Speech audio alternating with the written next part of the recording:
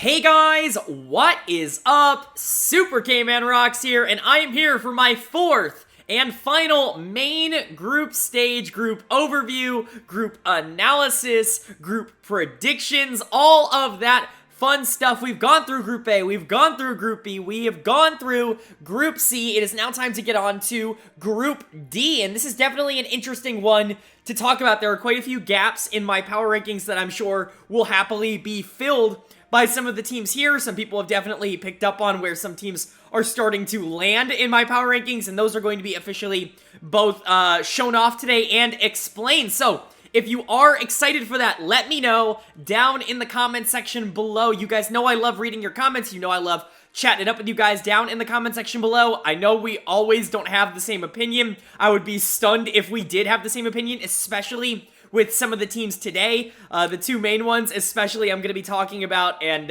it's definitely probably a little bit more surprising than people are expecting to see.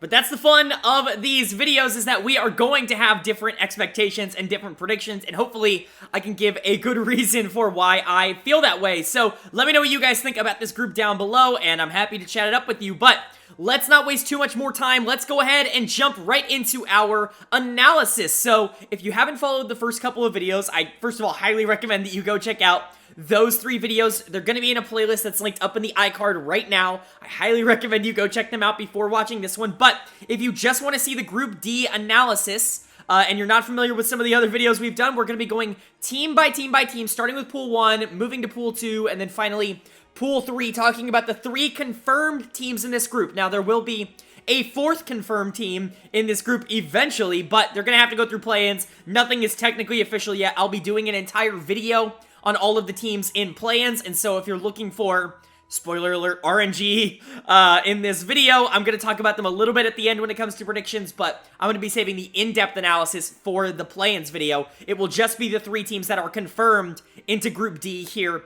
Today, I will be going over their playstyle, their strengths, their weaknesses, as well as power ranking these teams. Now, I have officially gotten through every single Worlds team at this point, and so all of these power rankings are now going to be out of 24. They're going to be out of all 24 teams at Worlds.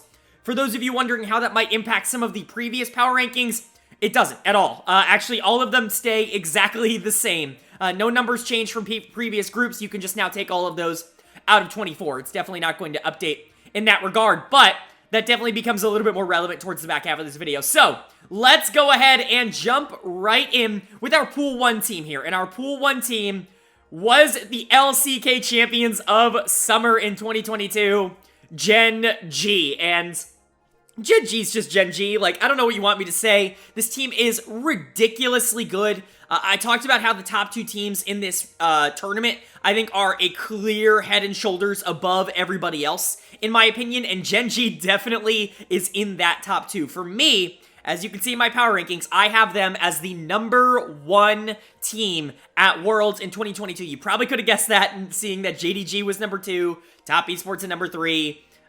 You could probably have guessed that Gen.G was going to be coming in at number 1, but man, is this just the perfect League of Legends team for this meta in particular. They have been dominant over the course of summer, and I know a lot of people are talking about this big meta change that's going to be coming for Worlds, and honestly, I don't see it. Like, we have a meta video coming up, an entire meta preview coming up later in the month, so I don't want to spoil things too much here, but I do want to say that I don't think the meta is going to be as different from summer playoffs than, you know, any other Worlds has been in quite a long time. And so I think Gen.G is really in meta right now, mostly because if my expectations are correct, it's going to be a super jungle-focused meta with a lot of priority on the bot lane to be able to carry in the late game. And that is just, like, that's Gen.G. Like, that is just what they have done all year long. This is a team that has 3 of, in my opinion, the top 5 players in the world.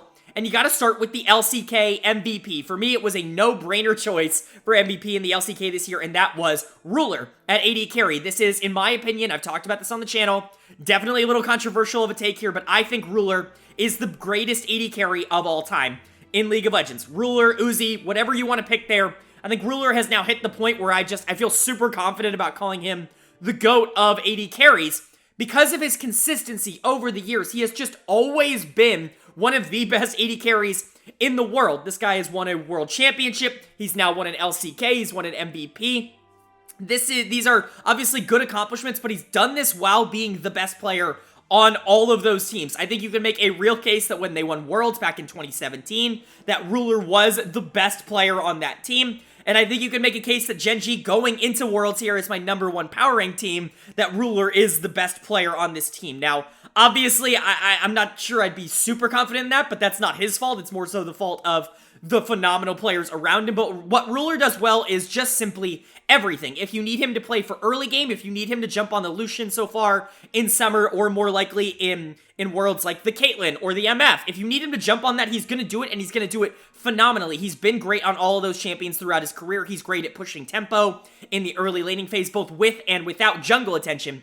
If you need him to scale, if you need him to be somebody that's going to be able to take over late game, hyper carry your team to a victory, he can do that with picks like the Jinx, picks like the Aphelios. We saw a ton of Zeri out of him in Summer, and I don't think Zeri is completely dead in the water. And so, overall, Ruler is just everything you could ever want out of an AD carry, and then some. His positioning is perfect. His aggressiveness is perfect. He has really good macro. He doesn't really ever get caught.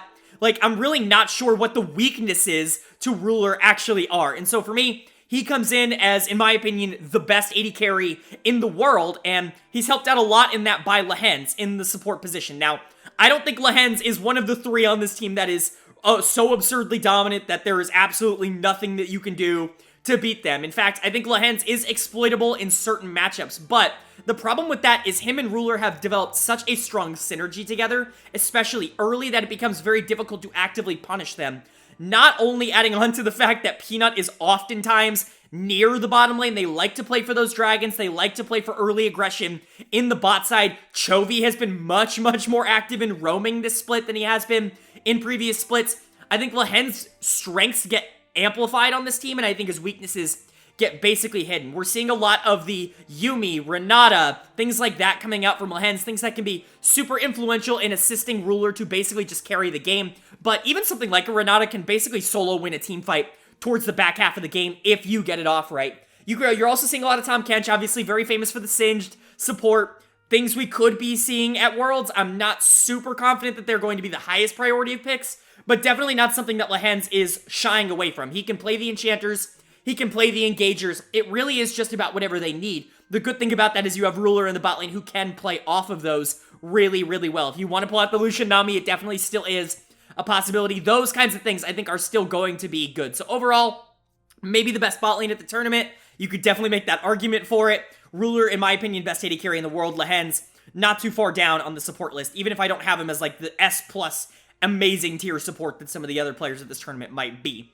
But that brings us to our mid-jungle duo, and it's insane that I'm talking about them second, or third in this case, as the third player on this team, because your mid-jungle duo is Peanut and Chovy, who I think you could make a real argument are the two best players at their positions in the world. They weren't the MVP this year because everything kind of ran through Ruler, but Peanut was damn close. He was so phenomenal this year. He has basically reinvented the meta that we know today all by himself. It was really him that brought Poppy into huge prominence. Obviously, we had been seeing it here and there in the jungle as a counter pick, as some things that maybe, you know, it transitioned into the late game relatively well. Obviously, stopping dashes into certain matchups was huge, but Peanut was really bringing it out in pretty much any matchup that he could. He was dominating on that Poppy champion, so much so that I really think the rest of the world took notice and she became one of the most played junglers in the world. That's the kind of effect that I think Peanut had on this meta just in general, and I think that, you know, continued for a lot of the champions he played. 11-2 on Wukong, 10-0 on Poppy, which is absurd, 5-1 on Viego. Some really good stats from Peanut, and I think it's more than just the stats. He dominated basically every single jungle matchup he went into this year, and it's not like the LCK is lacking for good junglers. I mean, we're going to see Owner, we're going to see Canyon at this tournament. Those are very good players, and Peanut was consistently better than both of them throughout the season. He demolished a player like Krako in playoffs, went on to demolish Owner in the finals. Overall, just, I think you can make a real case that Peanut is the best jungler in the world right now, and in a meta that I've been talking about on this channel as probably very important jungle favored. You need a good jungler, I think, at Worlds here in order to be one of the best teams in the world. I think Gen.G has that in Peanut. He can invest into the mid lane here with Chovy, incredibly lane dominant player. We'll get to that. He can invest in the bot lane with Ruler, another player who does really well with resources.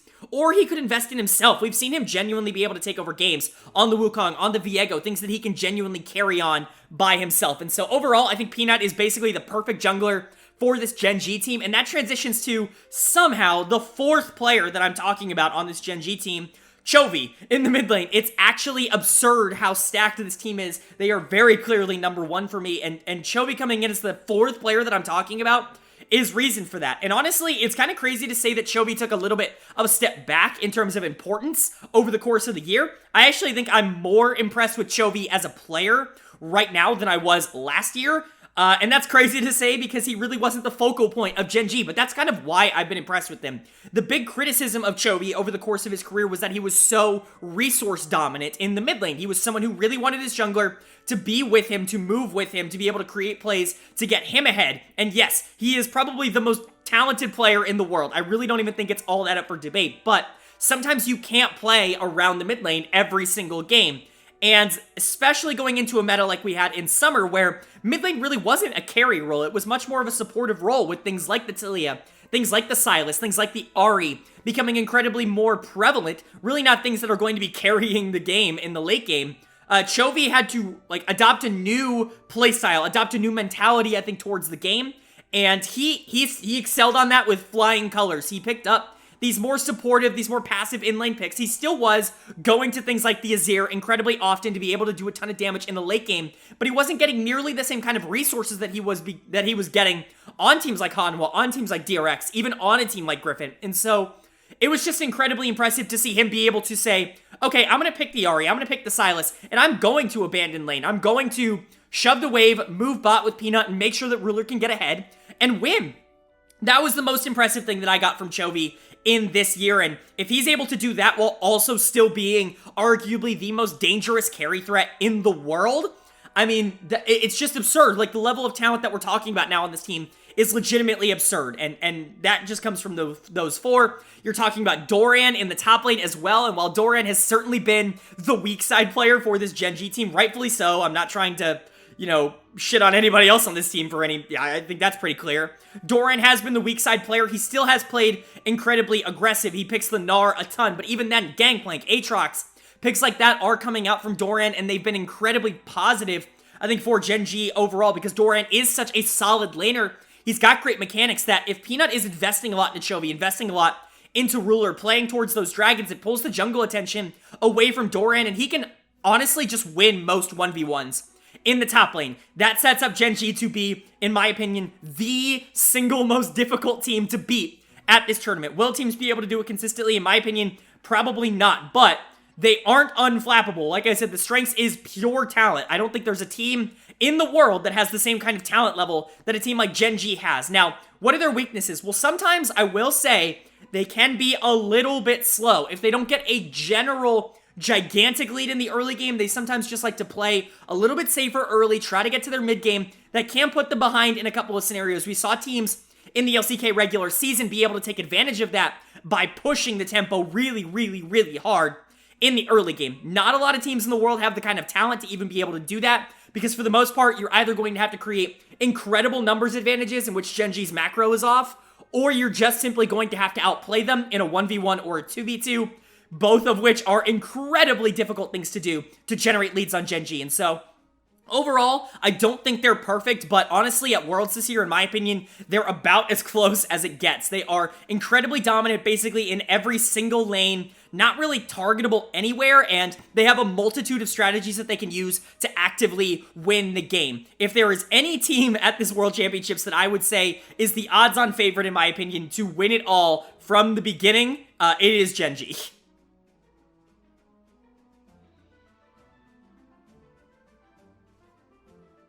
That's going to bring us to our Pool 2 seed here in Group D, and it's certainly a Pool 2 seed. I definitely feel a little bit bad for this team because they've probably been put in a predicament that they're really not all that ready for, but the Pool 2 seed here in the same group as my #1 team at Worlds is the winner of the PCS, a region that has historically at least been pretty okay on the world stage. Of course, I'm talking about CTBC Flying Oyster. The Flying Oysters are here at Worlds. They really were not expected to be. This was not a team that I think a lot of people went into playoffs expecting to see as the #1 seed out of the PCS, and I definitely agree.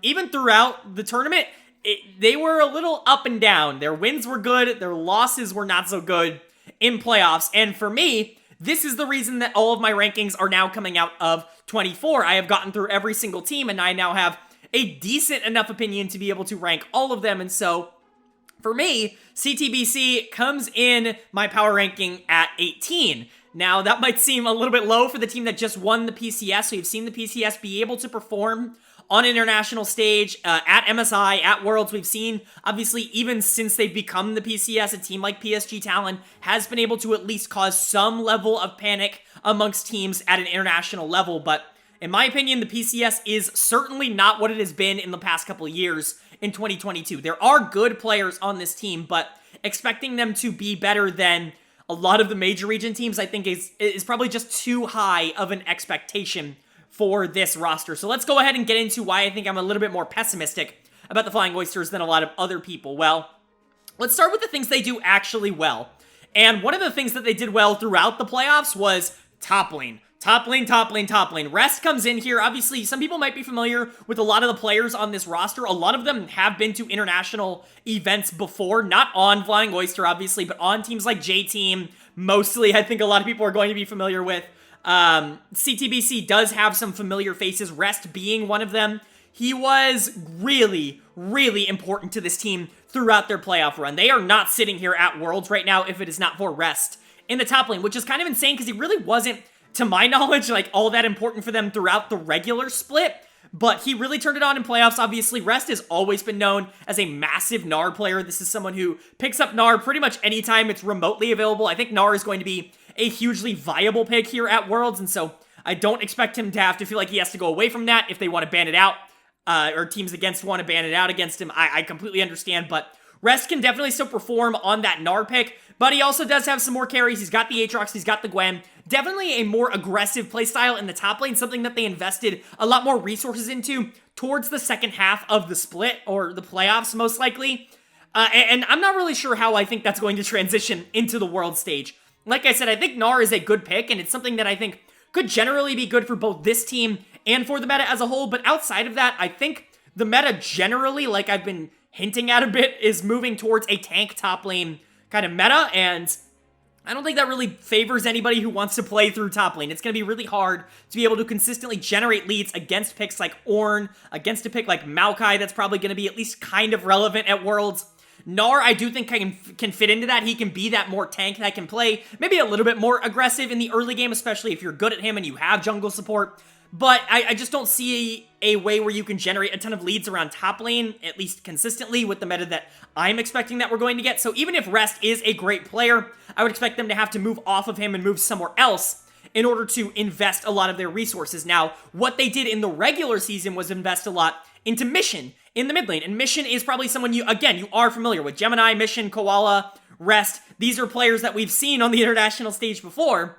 But the problem with Mission is he's really not all that resource heavy in the early game. He's definitely great as a late game team fighter. You can see that, again, very similar, in my opinion, to what we were talking about with GAM in the VCS in our Group C video. Their mid laner really hasn't caught up a lot to the current meta of, like, Sylas, Ahri, these more roam-oriented things. Mission does play a lot of Taliyah, which I'm super positive about. I still think Taliyah, in my opinion, is one of the top 2 mid laners in the meta right now. Her and Sylas, I think, are really the dominant picks, but a lot of Victor, a lot of Azir, and that was definitely kind of the win con for Flying Oyster throughout the playoffs. At least it felt like it was picking up these more damage-oriented control mages towards the back half of the game, maybe not investing a ton of resources into Mission early. A lot of times in playoffs, they would go top lane, try to get Rest ahead on the Gnar or on the Aatrox. We saw some Renekton games. Try to generate that lead early on in the top lane and then have Mission be able to do a ton of damage as a secondary damage dealer on the Victor, on the Azir in the late game. But Mission can pull out the things like Taliyah. I think Mission is this team's best player, and he's really, really going to have to step up if this team wants to make any sort of noise here in the group stage. Now, this is both a good and a bad group for mid laners, in my opinion. You've got some incredibly good top-tier talent. Chovy, most likely Xiaohu in this group. Going to be a very difficult task to be able to 1v1 lane in that mid lane, but you are also facing a player like Abadage, who has been shown to be a little bit of a weakness for 100 Thieves over the course of the playoffs and over the course of the year. It's something that Mission could potentially take advantage of, although I think they are going to have to pump a little bit more into that mid lane in terms of resources in order to take advantage of it in the way that they want to. A lot of that goes back to Gemini in the jungle, though. Gemini, obviously a player that we have seen a couple of times on the world stage, an early game focused jungler. This is someone who really likes to create and dictate tempo. I compare his playstyle to Malrang a lot, where he is very, very good at generating leads and being able to create pressure, but I also get incredibly worried when he is not able to do that. And this is not a particularly good group to go into if you have to win the early game. Teams like Gen.G, teams like 100 Thieves can be incredibly dominant in the first 5 minutes of the game because their junglers play so aggro and play so forward, knowing that their laners can back them up. Gemini might have a much more difficult time of being able to match that, but we're seeing in his champion pool, he likes to play fast and he likes to play early. He is one of the few players that is still clinging on to Lee Sin even throughout the playoffs. I still don't think Lee Sin is all that good as long as the enemy AD carry has a brain, although in a group with an NA team, I can understand why you maybe wouldn't think that. And then Viego, Wukong, these other things that are willing to duel early. I will say the Viego does scale relatively well into the late game, and Wukong obviously is a threat throughout the entire game, but overall, I would say Gemini's playstyle definitely leans more towards early aggression and pushing the tempo. So that's your top side of the map, I would say, for Flying Oyster, is Rest, Gemini, Mission, really trying to play aggro, Gemini really investing a lot into that top lane, typically throughout playoffs, and then hoping that Mission can win the 1v1, stay relatively even, and be able to do a ton of damage in the late game team fights. Now, where I'm very concerned about this team, and the reason they come in at number 18, not even in my top 16 teams, is because of this bot lane. And I'm actually really, really concerned about how this bot lane is going to hold up against some of the best teams in the world. These are two very difficult bot lanes they have to go into, and Shun just hasn't been all that good for this team this year. In my opinion, he is clearly the weak point of Flying Oyster overall. He's the least experienced on the international stage, and I think he showed that in playoffs, where really he wasn't all that integral in Flying Oyster winning any of these games. They like to go for these more passive lanes. We saw a ton of Aphelios Nautilus throughout the season, I should say, and honestly, I would just expect them to keep going to that. I don't think Aphelios is going to be out of meta by any stretch of the imagination, but the problem with that is it's so weak side. Like, you have to play weak side. Koala is often leaving Shun in lane, and I'm just not sure that's something that they're going to have the luxury to be able to do in a group with Ruler Lehens and with FBI and Huhi, both teams that really like to invest a lot into their bottom lane. Shun is not someone who I think is going to be able to hold up in a situation like that. If they get into 3v2s or even 3v3s in the bot lane, I really don't see a lot of opportunities for Flying Oyster to win those. They're going to have to create a ton of pressure, in my opinion, elsewhere on the map to make sure that this bot lane is relatively protected. I don't think Koala is a bad player. I don't think he's great. I think he's fine. Again, really clinging on to this engage meta that I just don't think is all that viable right now. When I'm looking at the most played for a support throughout the split, and I don't see Yuumi and I don't see Lulu, I get a little bit concerned with the ideology that they're going into these games with. Because the thing about engagers, if you are the better team, and if you have better macro and you can be more proactive, you can win the game really easily with engagers. Nautilus, Tahm Kench, these picks are still incredibly strong. The problem is that they don't have the same kind of safety net that you get from behind, the scaling ability to help out your AD carry towards the back half of these games. If you are going to go towards engagers in the bot lane, you do need to be able to snowball your AD carry.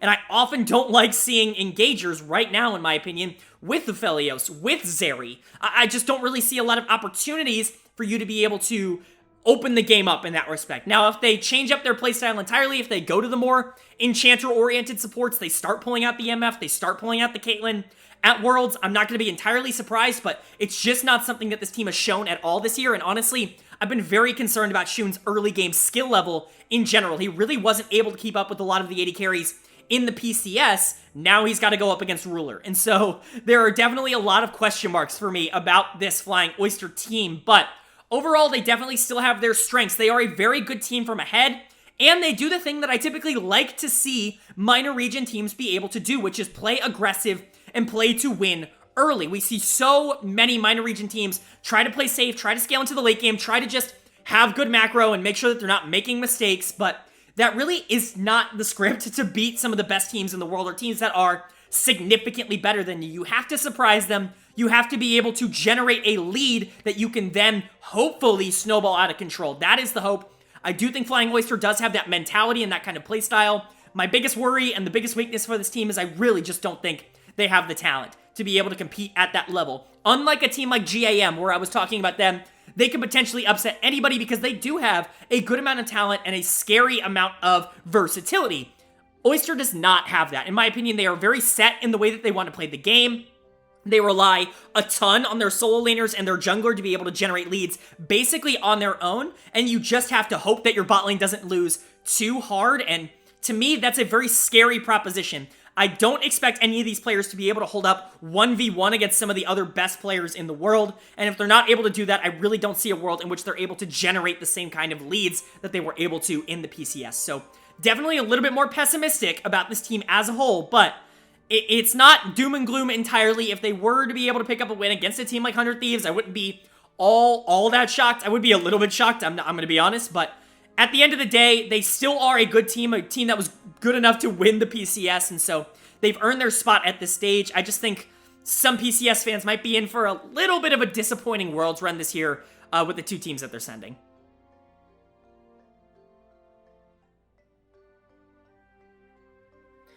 All right, well, that's going to bring us to our Pool 3 seed here, our third and final team that we're going to be talking about in this video.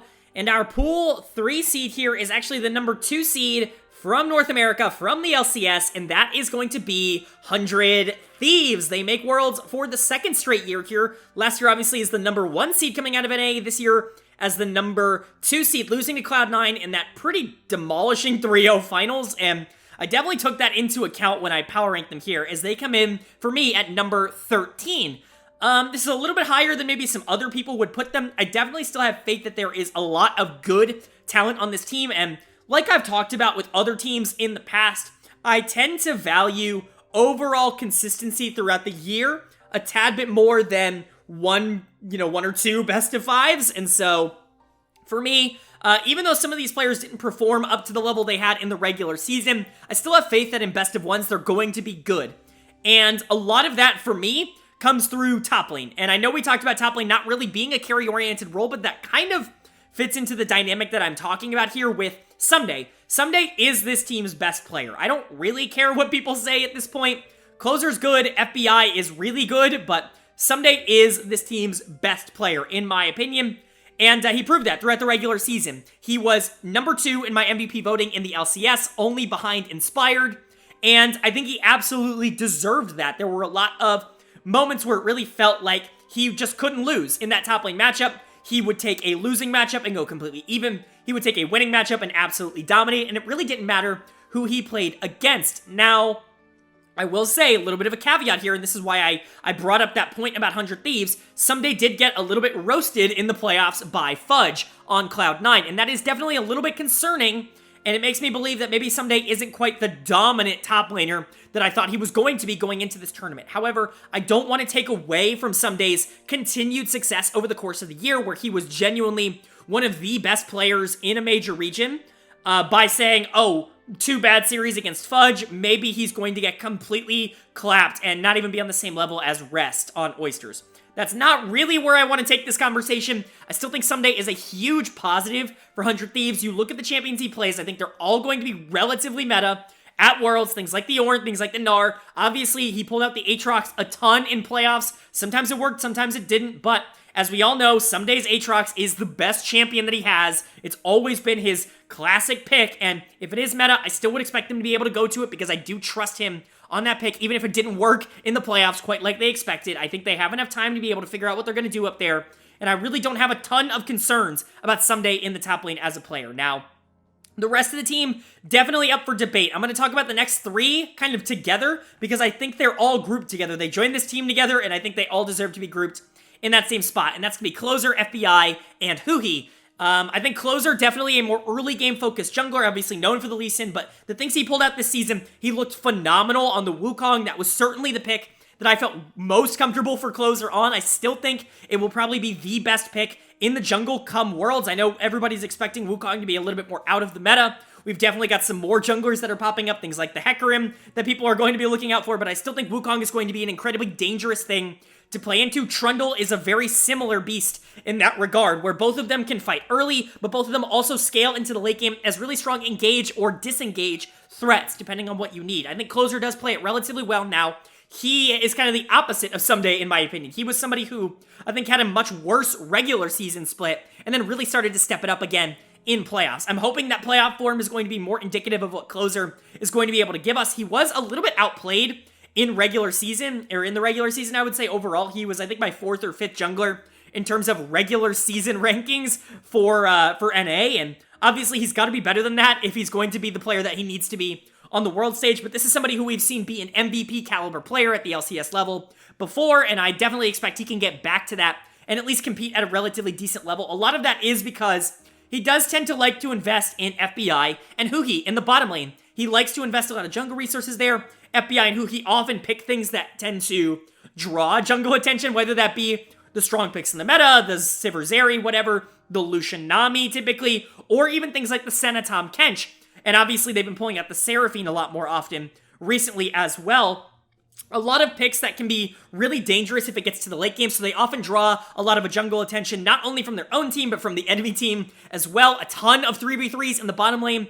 FBI obviously came into the league with the moniker that he was this incredibly lane-dominant AD carry. He's definitely become a lot more balanced of a player over his time in the LCS, but he still is an incredibly good laner, and Huhi likes to prioritize getting FBI ahead over roaming. And I think that's definitely a lot more positive in the meta that we have currently been in. I think supports staying bot lane and being a little bit more active in making sure that that bot laner can get fed and carry the game has definitely been a strategy that has worked internationally, like pretty much in every single major region. I would expect them to stick to that. Both of these players, I think, are incredibly underrated at an international level. I think FBI and Huhi are legitimately a scary bot lane on a world caliber stage, and I hope they get the chance to prove that. They were really good last year. They were a huge reason that this team was able to beat EDG in group stage, even though they weren't able to make it out of that group of death with EDG and T1. They still were in a place where they played relatively well in that group overall, and I think FBI and Huhi were a big part of that. Hopefully they can return the favor here at Worlds this year and maybe knock out a team like RNG. That would be really, really fun. Not predicting that. We'll get to predictions at the end, but I think FBI and Huhi are going to be a lot more surprisingly good than people are expecting. I definitely think that they are a duo that can surprise a ton of people on the stage, and Closer often likes to play towards them. That leaves us one member left, and that's going to be Abbedagge in the mid lane. Now, obviously, Abbedagge joining last year was a big reason that this team was able to unlock itself and win LCS in 2021. Now, this is a very different team than the team they were in 2021, and Abbedagge is a big part of that. Obviously, he was great for them last year. He has really not been good for them over the course of the regular season. In my opinion, he's easily been the worst player in the regular season, and he was obliterated not only in the losers finals that got them into grand finals. He got completely beat up by Jojo Pyun, who just simply was the better player in their EG series. And then he got completely embarrassed by Jensen in the finals as well. Neither of which I would consider to be the top of the top tier mid laners in the world. Those are two players that Abbedagge really needs to be able to look good against, and he just was not on that level. He's someone who I am very, very concerned about. We talked about a player like Chovy being in this group. That's not good. We talked about potentially a player like Xiaohu being in this group. That's not good. Even a player like Mission really likes to generate those resources, really likes to play aggro in laning phase and be able to carry late game. That could be a problem for 100 Thieves. And so definitely if you're looking at a place to be a little bit concerned about 100T in the long run, for me, it's definitely going to be this mid lane position. We're seeing a lot of Azir coming out from him. I think they've looked a ton better when he's been on these more roam-oriented champions. The Talia, the Sylas, I think have looked really, really good for 100T, but they really haven't been going to them, and I'm definitely interested to see if they start pivoting back in that direction, because it has worked for them. They just haven't felt confident. I think that might be an Abbedagge ego thing, where he feels like he needs to pick the Azir or the Ahri, needs to be able to carry, needs to be able to do that damage. But in my opinion, this team has looked significantly better when he is on a more passive pick that can help support FBI, that can help support Someday, that can help support Closer, to be able to carry the game, rather than being another focal point that the team has to play around. And so It'll be interesting to see if they adapt to that. Overall, I would say this 100T team is probably a little underrated in the grand scheme of things in terms of the public perception. I've heard, I do have them 13th. I don't have them as some sort of dominant team. I don't have them on the same level as Cloud9. I don't have them on the same level as Rogue. But I do think that they are significantly better than a lot of the other teams that kind of fall into this category. I'm talking about Mad Lions. I'm talking about Evil Geniuses. I'm talking about GAM, who a lot of people are incredibly excited about. I don't think that those teams are on the same level as a team like 100 Thieves. I think they are definitely a consistent team that I could see being able to pick up a decent amount of wins. And if you're just talking about the 3 teams that are confirmed for this group, I think 100T is clearly the second best. Obviously, not a lot of people are going to be able to compete with Gen.G, but I do think 100T has a chance to be able to get out of the group. Now, obviously, not a great draw in terms of the play-in team that is likely going to be slotted in here, but outside of that, I think 100T is a team that can beat pretty much anybody. Maybe not Gen.G, I just don't know if they have the talent, but outside of that, like, I think they could take a game off of RNG and I wouldn't be ridiculously stunned. They should be able to 2-0 a team like Flying Oyster, that kind of stuff. They are a solid team. I just don't know if they're a solid enough team to be able to push their way out of the group stage. Now, if Someday shows up and top lane ends up not being the meta that I think it is, where Someday can carry, that might be their best avenue. FBI is a really good early game player. If you get this Caitlyn Lux meta that everybody wants to see, I guess, for Worlds, maybe they have a better shot, but that's not really what I'm predicting in the long run, and so overall, if I had to put my final thoughts on 100 Thieves, it would be a good team, definitely with a few weaknesses that I hope that they can string together at least a good showing at Worlds, but my expectations for them aren't really all that high.